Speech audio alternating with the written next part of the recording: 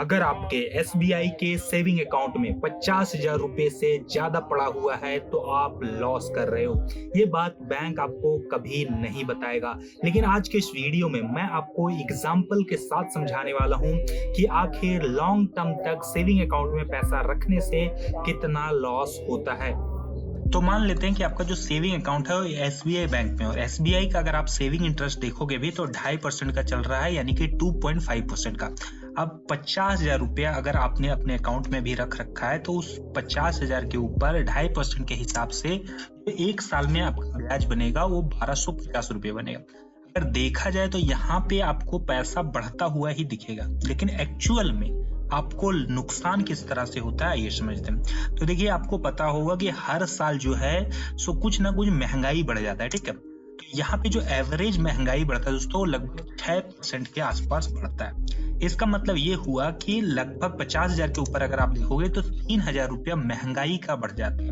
अच्छे से समझिए इस चीज को, मतलब कि जो चीज जितना चीज आप पिछले एक साल में 50,000 रुपए में खरीद पा रहे थे, उतना ही चीज खरीदने के लिए इस साल आपको 3,000 लगेगा 6% का इन्फ्लेशन के हिसाब से। यानी कि आपका पैसा जो है वैल्यू को लूज कर दिया 3,000 रुपए यहाँ पे, ठीक है।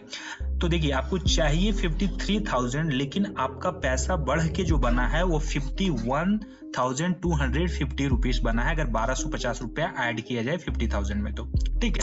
यानी कि जो टोटल महंगाई की वजह से आपका लॉस होगा वो 1,750 रुपए का यहाँ पर लॉस देखने को मिलेगा दोस्तों।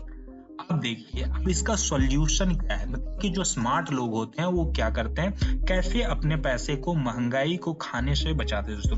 तो यहाँ पे आप इस्तेमाल कर सकते हो ऑटो स्वीप का नाम का एक फैसिलिटी होता है एसबीआई अकाउंट में उसका, लेकिन यहाँ पे बहुत ध्यान देना।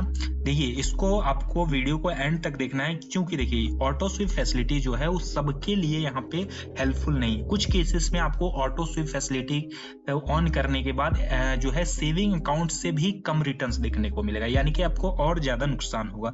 तो इसलिए आप जो है अंत में मैं वो भी चीज समझाऊंगा कि क्या किस कंडीशन में जो है आपको लॉस होता है। यहाँ पे फिलहाल ये समझिए ऑटो स्वीप फैसिलिटी काम कैसे करता है एसबीआई में। कि सबसे पहले ऑटो स्वीप फैसिलिटी को इनेबल करने के लिए आपको एक थ्रेशोल्ड लिमिट सेट करना होता है।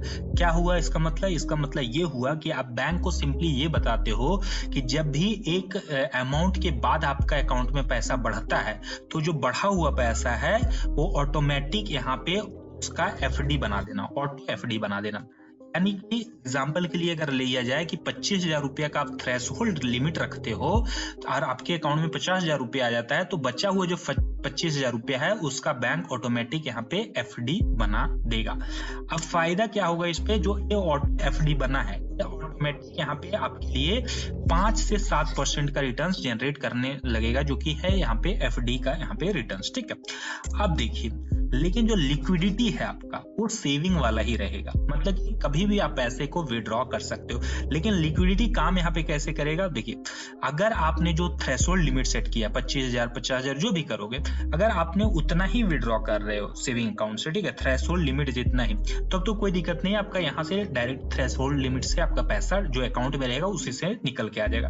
लेकिन इन इमरजेंसी केस जो है आप ज्यादा पैसा यहाँ से निकालना चाहते हो, तो क्या होगा कि जो आपका ऑटोमेटिक यहाँ पे एफडीज क्रिएट हुआ है, बहुत सारा एफडी क्रिएट होते रहता है, ठीक है। जो एफडीज क्रिएट होता है वो आपके अमाउंट के हिसाब से वो एफडी क्या होगा कि ब्रेक होगा यहाँ पे, और आपका जो है यहाँ पे जितना भी पैसा का रिक्वायरमेंट होगा उतना आप विड्रॉ कर पाओगे, ठीक है। अब समझिए, यहाँ पे जो एग्जाम्पल हमने लिया था 50,000 रुपए का, इस पे हमें 1,250 रुपए का यहाँ पे ब्याज मिला था बिना ऑटो स्वीप का, ठीक है। अगर सेम अकाउंट में अगर ऑटो स्वीप इनेबल कर दिया जाए तो लगभग 3,000 रुपए का हमें ब्याज मिलेगा 1,250 के वजह, ठीक है। तो यहाँ पे लगभग मैं इसलिए बोल रहा हूँ क्योंकि देखिए, यहाँ पे जो एफडी है वो सबको एक जैसा रिटर्न्स नहीं देता है, इसमें बहुत सारा चीजें हैं ऑटो स्वीप में भी, उसको और अच्छे से समझने का आपको जरूरत है।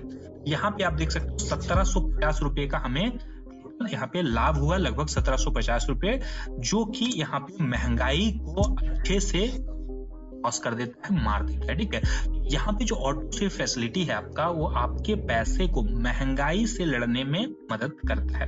अब समझिए, इसके लिए ऑटो स्वीप फैसिलिटी जो है नुकसानदायक हो सकता है।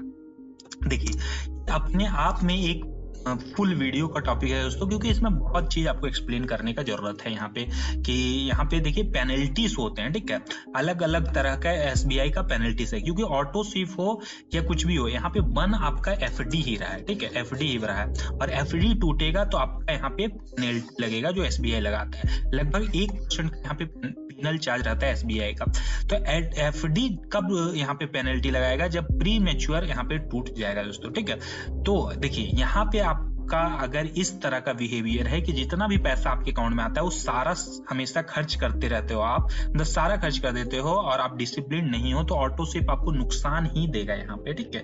और अगर आप जो थ्रेशोल्ड लिमिट सेट किया है उसी से अपना काम चला लेते हो, और बहुत रेयर कंडीशन में, जो बहुत इमरजेंसी कंडीशन में आपको थ्रेशोल्ड लिमिट से ज्यादा पैसे की जरूरत पड़ती है, तो फिर ये आपको बहुत फायदा देगा। क्योंकि देखिए, क्योंकि मल्टीपल यहाँ पे एफडीज क्रिएट हो रहा है, ठीक है, तो आपका वो एफडी टूटेगा जो मैच्योर हो गया होगा, क्योंकि यहाँ पे कभी कभी आप निकालोगे, लेकिन अगर आप हमेशा सारा पैसा विड्रॉ करोगे तो यहाँ पे आपको पेनल्टीज में ही बहुत सारा पैसा लग जाएगा। खैर, इस पे मैं एक फुल वीडियो बनाऊंगा अभी, जिससे आप और अच्छे से इस चीज को समझोगे।